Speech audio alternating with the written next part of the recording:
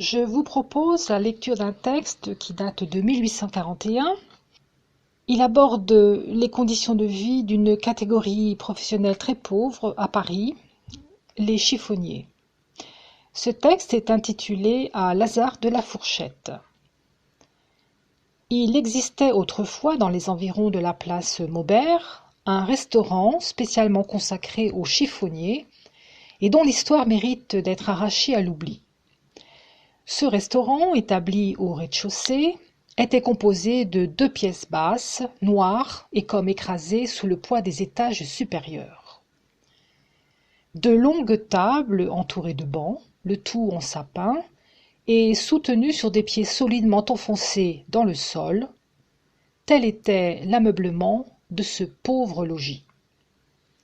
Aucun saint en renom, aucune allégorie, aucune devise n'avait été barbouillée au-dessus de la porte, mais on y lisait en lettres grossièrement dessinées « À Lazare de la Fourchette, ici l'on dîne pour 1 sou ». Cette enseigne avait fait fortune, et il devait en être ainsi dans un pareil quartier. Eh bien, c'était une ironie cruelle que cette enseigne, un mensonge tentateur, amer. Voici comment on dînait pour 1 sou à Lazare de la Fourchette.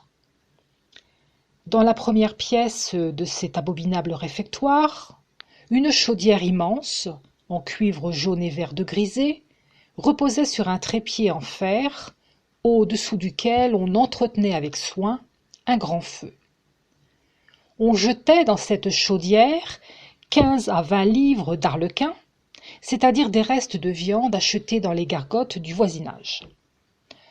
2 ou 3 têtes de mouton coupées en 2 étaient ajoutées aux arlequins, et le tout nageait et sursautait dans la chaudière au milieu d'une mare d'eau grasse et moussue. Un pauvre diable venait-il à passer avec 1 sou dans sa poche et la faim au ventre, il entrait là, alléché par les promesses de l'enseigne, et il demandait à dîner. Alors voici la scène qui se passait si notre commensal arrivait pour la première fois dans ce terrible restaurant. Une grosse femme, presque ronde, une figure toute rouge et de la barbe, avec des yeux gris et clignotants, s'avançait aussitôt et remettait aux mains du malheureux une fourchette en fer, longue de 4 pieds environ, noire de fumée graisseuse et armée de 3 pointes. « Votre sou » demandait-elle aussitôt. À Lazare de la Fourchette, on payait son dîner d'avance. Notre homme donnait son pauvre sou, jaune ou rouge, en 5 centimes, en 4 liards, en une seule pièce, comme il était, comme il l'avait trouvé, ou gagné, ou comme on le lui avait donné.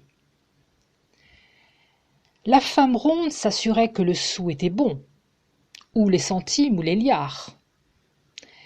Elle prenait ensuite son homme par le cou, à peu près comme le bourreau au moment où il va enfourner une tête dans l'éternité.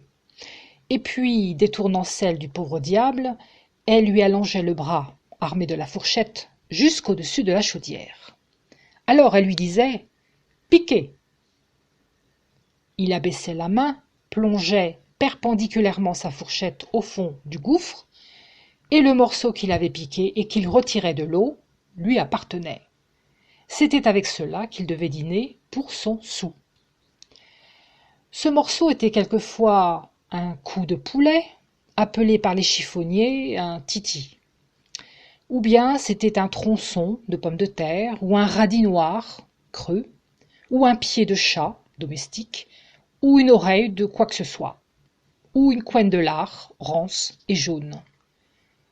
Lorsque c'était une moitié de tête de mouton, la pièce à choisir était gagnée, mais le plus souvent, ce n'était rien du tout.